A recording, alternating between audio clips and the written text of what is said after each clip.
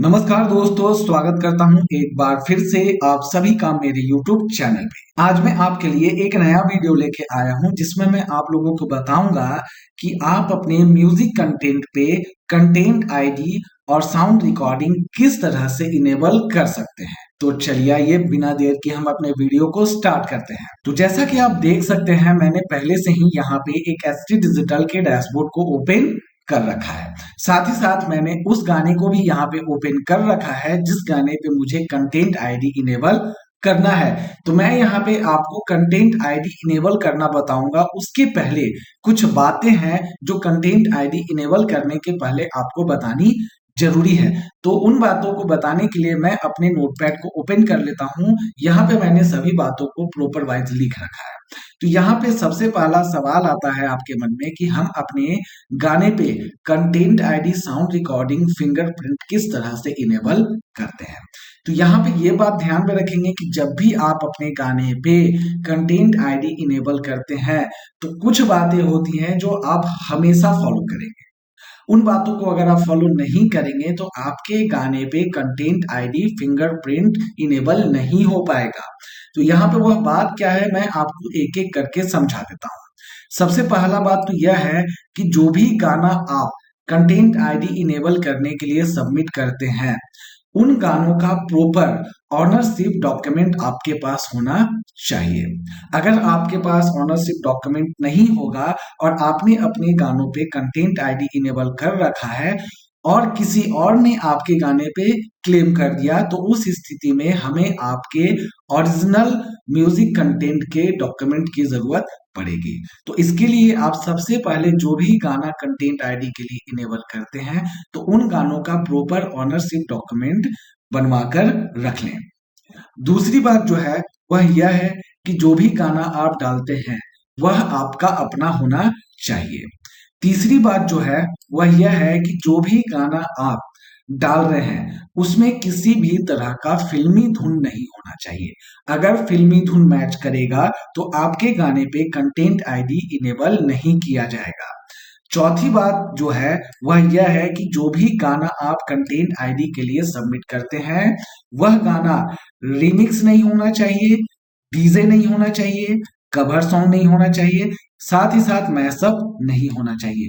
अगर इन चार तरीकों का गाना आप डालते हैं तो आपका गाना कंटेंट आईडी के लिए एलिजिबल नहीं होगा। तो मैं रिक्वेस्ट करूंगा कि आप रिमिक्स, डीजे, कवर सॉन्ग और मैशअप गानों कंटेंट आईडी के लिए सबमिट ना करें क्योंकि ये गाने ऑलरेडी पहले से ही किसी ना किसी से मैच करते हैं।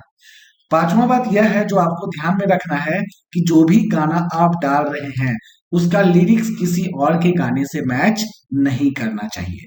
अगर उस गाने का लिरिक्स किसी और गाने से मैच करेगा उस स्थिति में आपके गाने पे कंटेंट आईडी इनेबल नहीं किया जाएगा।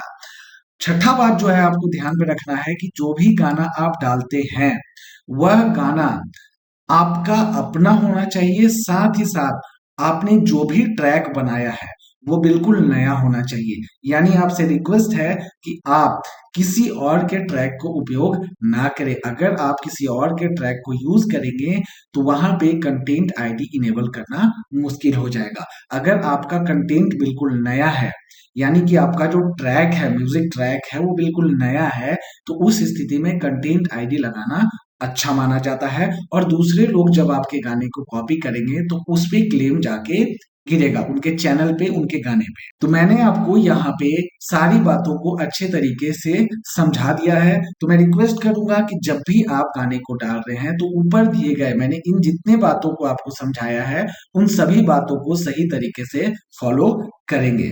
तो अब मैं आपको यहाँ पे बताता हूँ कि अपने गाने पे कंटेंट आईडी किस तरह से इनेबल करते हैं। इसके लिए हम वापस से अपने एसटी डिजिटल के डैशबोर्ड को ओपन कर लेते हैं। तो यहाँ पे देखिए मैंने अपने एसटी डिजिटल के डैशबोर्ड को ओपन कर लिया है। तो आप देख सकते हैं मैं यहाँ पे एक गाना डाल रहा था जिस गाने का नाम है दिल लगी।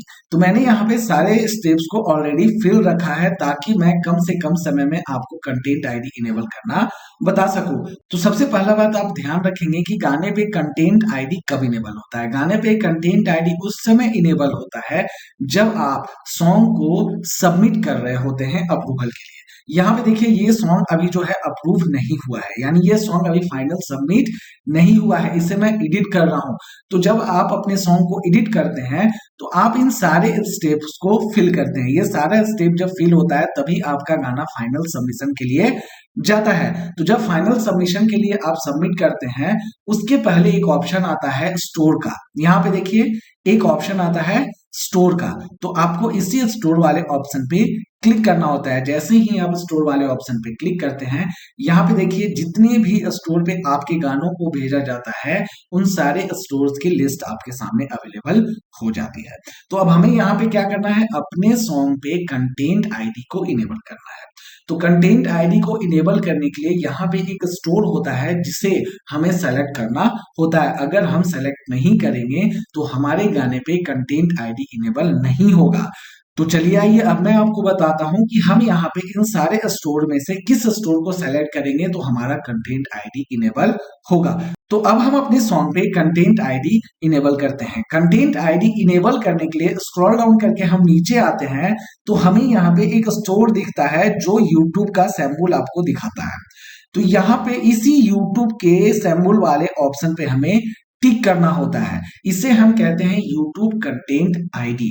यानी कि इस स्टोर पे अगर आप क्लिक करते हैं और अपने सॉन्ग को सबमिट करते हैं तो आपका जो गाना है वो कंटेंट आईडी के लिए अप्लाई हो जाएगा। तो यहाँ पे अभी आप देख सकते हैं कि इस स्टोर को सेलेक्ट नहीं किया गया है, यानी कि अभी इस गाने पे कंटेंट आईडी इनेबल नहीं है। अब हमें क्या करना है, इस गाने पे कंटेंट आईडी इनेबल करना है। तो अब इस गाने पे हम कंटेंट आईडी इनेबल करना चाहते हैं। तो कंटेंट आईडी इनेबल करने के लिए हम इस YouTube कंटेंट आईडी वाले स्टोर को सेलेक्ट कर लेते हैं। यहाँ पे देखिए हमारा YouTube कंटेंट आईडी वाला स्टोर सेलेक्ट हो चुका है। अब जब हमारा YouTube कंटेंट आईडी का स्टोर सेलेक्ट हो चुका है तो बारी आती है इसे सेव करने की, क्योंकि बिना सेव किए ये स्टोर सेव नहीं होगा। तो यहाँ पे देखिए नीचे में एक ऑप्शन है, इस बटन को हमें क्लिक करना होता है जिसका नाम है सेव। तो हम इस सेव वाले टैब पे क्लिक करते हैं। जैसे ही हमने सेव वाले टैब पे क्लिक किया, अब देखिए हमारा जो है ये स्टोर